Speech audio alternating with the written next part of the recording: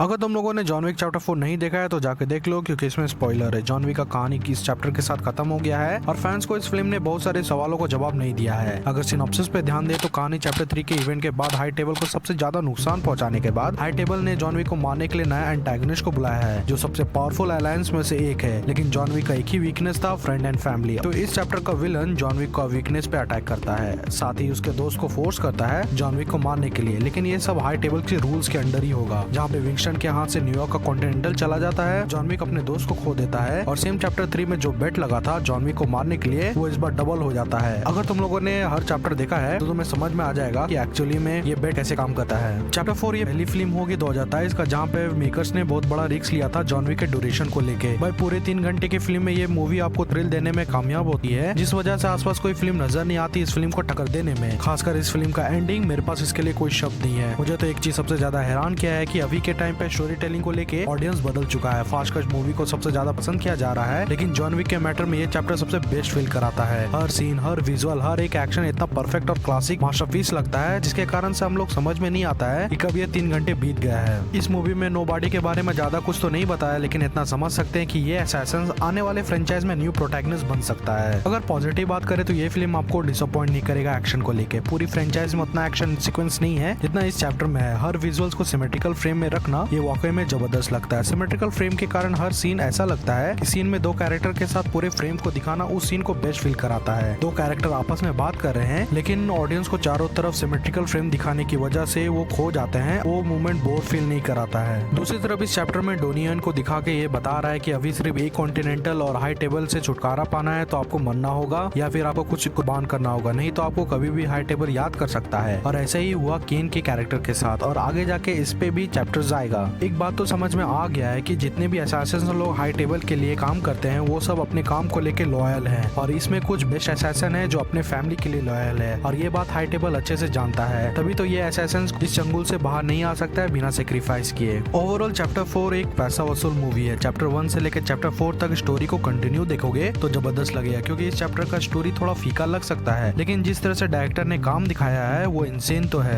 लेकिन ये खत्म नहीं हुआ है। हम तो सोच रहे थे इस चैप्टर में प्रॉपर तरीके से हाई टेबल को एक्सप्लेन करेगा, लेकिन मैं गलत था। हाई टेबल को 2 या 3 घंटे में एक्सप्लेन नहीं किया जा सकता, उसके लिए एक प्रॉपर सीरीज चाहिए, और ऐसा ही हो रहा है। विंगस्टन कॉन्टिनेंटल सीरीज पे हम लोग को एक्सप्लेन करेगा कि हाई टेबल कैसे काम करता है। और दूसरी तरफ इस चैप्टर में बैलेरिना का स्पिन ऑफ सीरीज बनेगा, जहाँ पे इना डे आमराज इस सीरीज के प्रोटैगनिस्ट होगी। एंड इस सब के बीच में ये कुछ जगह पे बोर फील कराता है, और इसका कारण है रन टाइम, क्योंकि अगर इस मूवी का एंडिंग सही नहीं होता तो ये मूवी लोएस्ट कैटेगरी में आ जाता, और इस चैप्टर का डायरेक्टर अच्छे से बात जानता था। पर अगर तुम लोग जॉन विक चैप्टर 4 का स्टोरी के लिए नेगेटिव मार्किंग दोगे तो ये गलत होगा इस चैप्टर के साथ। बिकॉज जॉन विक का स्टोरी लाइन को समझना है तो उसे चैप्टर 1 से स्टोरी को समझो और खत्म करो चैप्टर 4 में, तो ये बेस्ट स्टोरी लाइन होगा जॉन विक का कैरेक्टर का। और तो डायरेक्टर ने ये बात बोला भी है कि चैप्टर 1 और चैप्टर 3 का टाइम लाइन 2 से 3 वीक का डिफरेंस में था, एंड चैप्टर 4 का स्टोरी 6 से 7 महीने के टाइमलाइन पर है, एंड इसके बाद भी ये परफेक्ट एंडिंग दिखाता है। तो ये इस चैप्टर के लिए ठीक ही था। एंड लास्ट में यही बोलेंगे कि जैसे भी ये मूवी आपको उतना ज्यादा थ्रिल दिखाया है जितना एक्सपेक्ट भी नहीं किया था। ओवरऑल हाई टेबल, विंगस्टन, बैलेरिना ये सब भी बाकी है एक्सप्लेन करना, और ऊपर से मिस्टर नोबॉडी को कैसे भूल सकते हैं। और अभी तो सिर्फ एक ही कैरेक्टर का स्टोरी को खत्म किया है, and it's a perfect farewell.